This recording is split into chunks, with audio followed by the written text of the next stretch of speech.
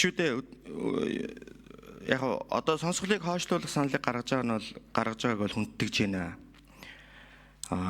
Тэгвэл өнөөдөр би одоо сая 2 сарын хугацаанд төрийн албан агчийн бүрчилсэн зөвлөгөөнд бүх бүсдээр очиж оролцоод өөрөө илтгэл тавиад яг дунд нь ороод ингээд ажиллаад ирсэн.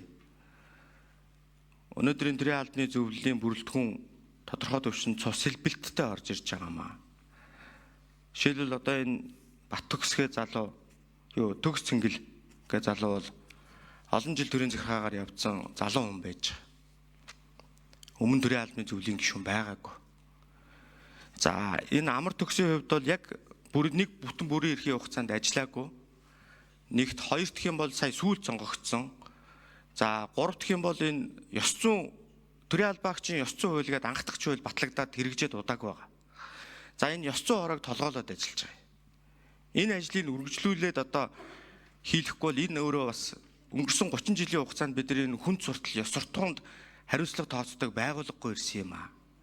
Анх удаа бидний ёс зүйн хороо гэдэг байгууллагыг төрийн албаны зөвлөлийн дэргэд байгуулад өнөөдөр бид нэг төлөвчлийг олуулах гад нэлийн хичээж ажиллаж байгаа юм. Магадгүй одоо зарим орон нутгуудын төрийн албан агчийн томилгоо хууль бус явсан морсон иймэрхүү зүйлүүдээр өнөөдөр төрийн албаны зөвлөл хангалтгүй ажиллаж байгааг би үлэмшөөрнө. Би өөрөө сая баруун бүст ажиллахтаа ч гэсэн энэ дээр бас нэлээдгүй хатуу байр суурь илэрхийлээд ирсэн. Улс төрчин нөхцөл байдлыг төрийн албанаас яаж холдуулах вэ?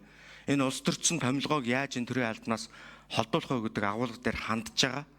Тэгэхээр бидний төрийн албаны шинжилгээг эрх зүйн зохицуулалтаар хийх ёстой гэж харж байгаа. Энэ төрийн албаныхаа хуулиар, энэ бусад дагалдах хуулиудаар за өнөөдөр мөрдөгдөж байгаа журмуудад үнэлгээ хийж энэ төрийн албаны хуулийн асуудал, төрийн албаны шинжилэл явагдах ёстой гэсэн юм байр суурь дээр харж байгаа. Тодорхой түвшний мэдээж өвдөлт орж ирэх бах. Гэхдээ өнөөдөр бид бол энэ сонсголоо бол зохион байгуулахад явах нь зүйтэй болов гэсэн юм саналыг бол гаргаж ийн. Батэрдэн дарга одоо ингээд дэмжигдсэнгүй унчаар одоо хурлын дарга та өөрөө дахиад өөр хүнээр төвшүүлээд золбохоор гишүүнийг ч юм уу сонсгол дарааглагчаар оруулж ирээд санал гаргаа явсан зүг баг гэсэн саналтай.